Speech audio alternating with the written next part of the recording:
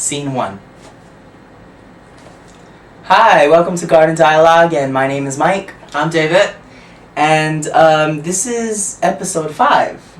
Episode 5, wow. Yeah, I'm excited Halfway about to 10. Halfway to 10, yeah. I'm excited about that. This will consist of 3 segments, and our first is going to be about expectations and placing expectations not just on other people, but ourselves, and how placing expectations on other people is also kind of the same. It is the same as placing expectations on yourself.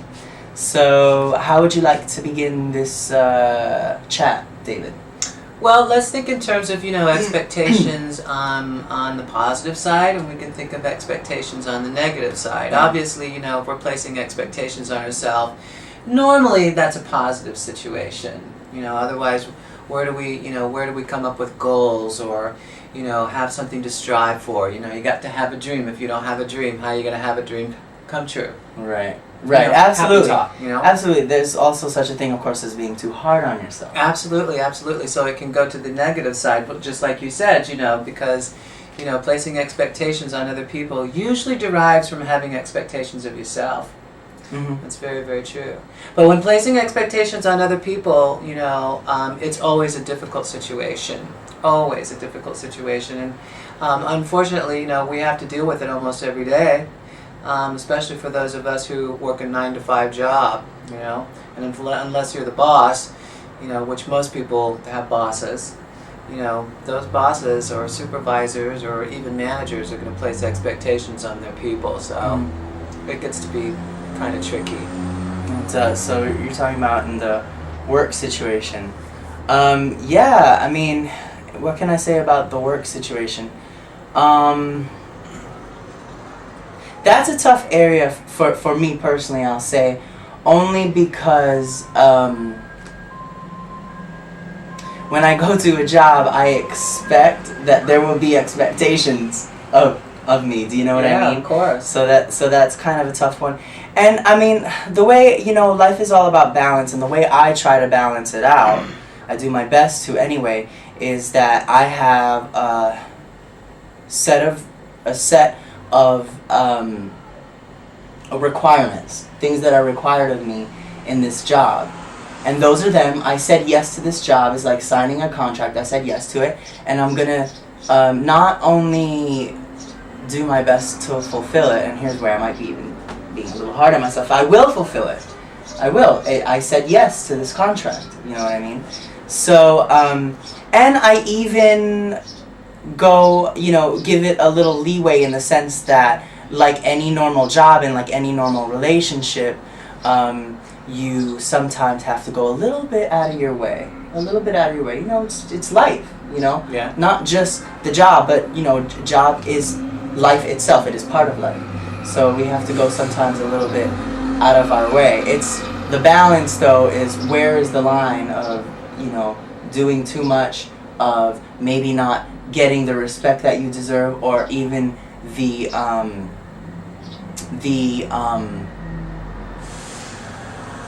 sort of the credit that you deserve. A lot of people, this culture, I think,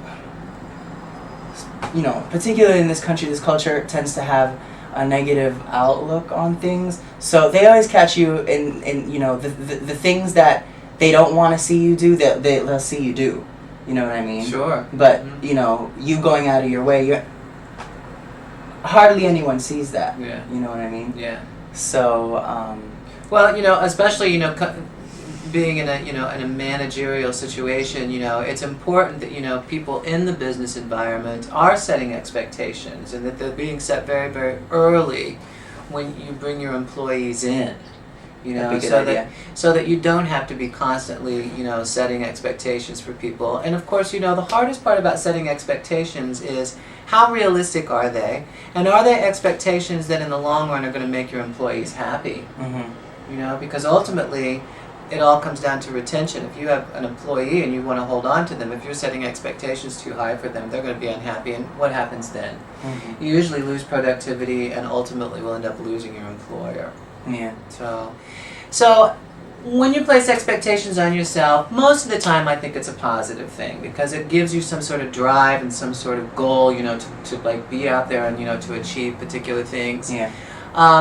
But it is a very dangerous situation when you place expectations on other people, especially if it's not clear to them. And a lot of times what happens is, when you're placing these expectations on other people, and if they're not meeting those expectations, or if they feel that they're not meeting those expectations, you run the risk of a situation of guilt. Right. Yeah. And they feel like, oh gosh, not only do I feel bad that I'm not meeting expectations, but eventually it turns into a situation where they're going to be resentful. Mm-hmm. That's why so many people, you will hear so many people talk about, there are usually two things that people dislike in their jobs, the most common things that they'll dislike in their job.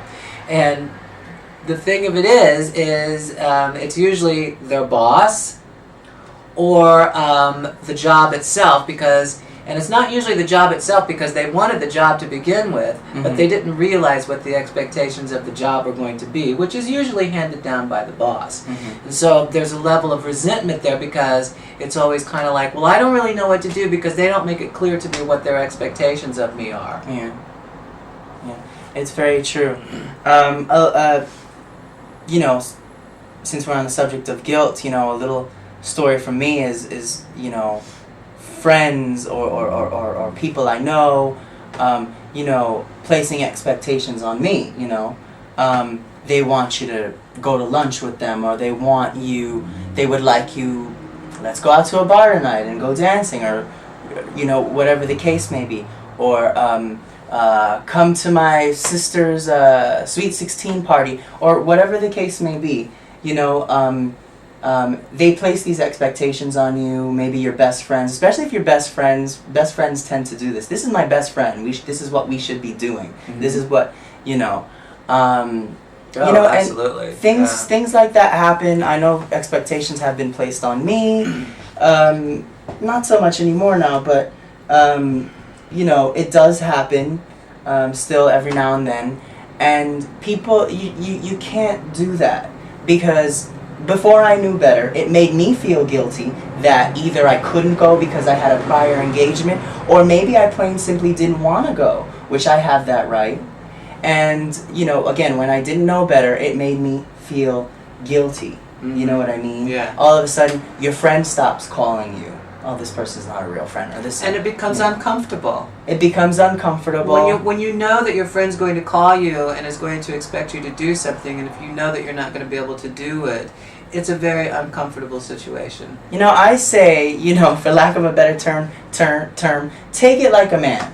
If they say no, it's no. Why do you got to throw away a good friendship? You know what I mean? This happens so many times. Or make them feel guilty. Or make them feel guilty. And I'm going to be 27, and, in my teenage life, there's so many little stories like that. You know what I mean? I've actually, lost friends, or, I used to have a best friend that got into a relationship and, fell in love and blah, blah, blah. And I resented that. You know what I mean? Because it took away from your friendship time. It took away from our friendship time. And, there are other little details